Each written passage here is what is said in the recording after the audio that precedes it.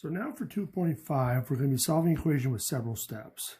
So to solve equations of this nature, first use the addition property to get the variable and coefficient alone on one side of the equation, specifically on opposite sides of the equation.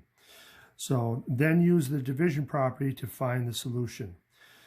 Now, sometimes there's going to be more steps prior to using the addition property and the division property, like combining like terms, but eventually it's those two properties we're going to have to end up using to finish the problem off. So for this one here, 3x plus 9 equals 27. So the first thing we want to focus on is the side with the variable and then all those numbers attached to it. So we need to get rid of those by undoing what's been done. So if we're using the addition property first, remember addition and subtraction go together. So in this case, this plus 9 is going to be the first thing we want to get rid of. So we got to do the opposite.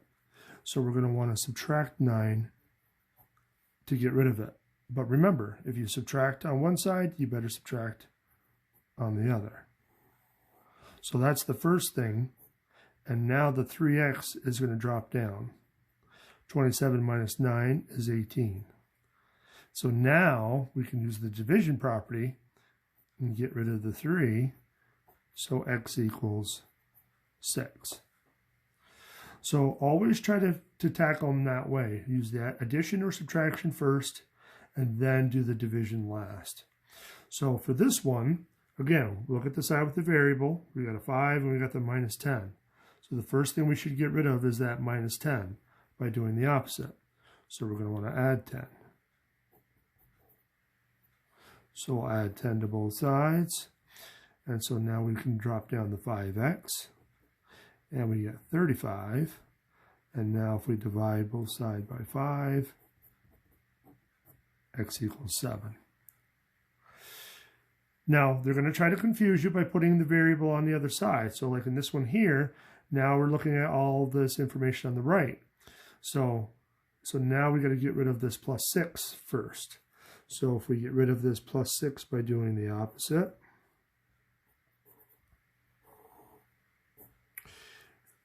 there, 40 minus 6 is going to be 34.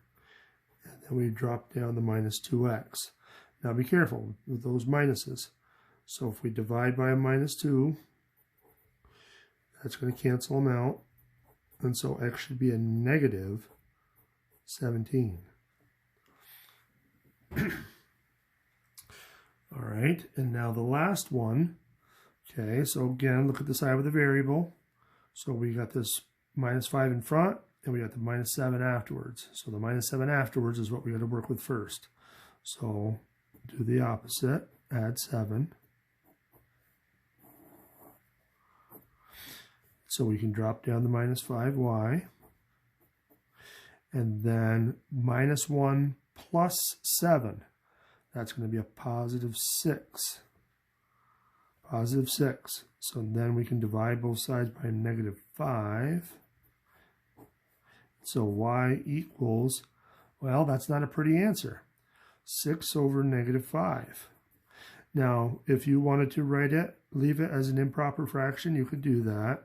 If you wanted to write it as a decimal, you'd get 1.2. So you could use multiple forms for your answers.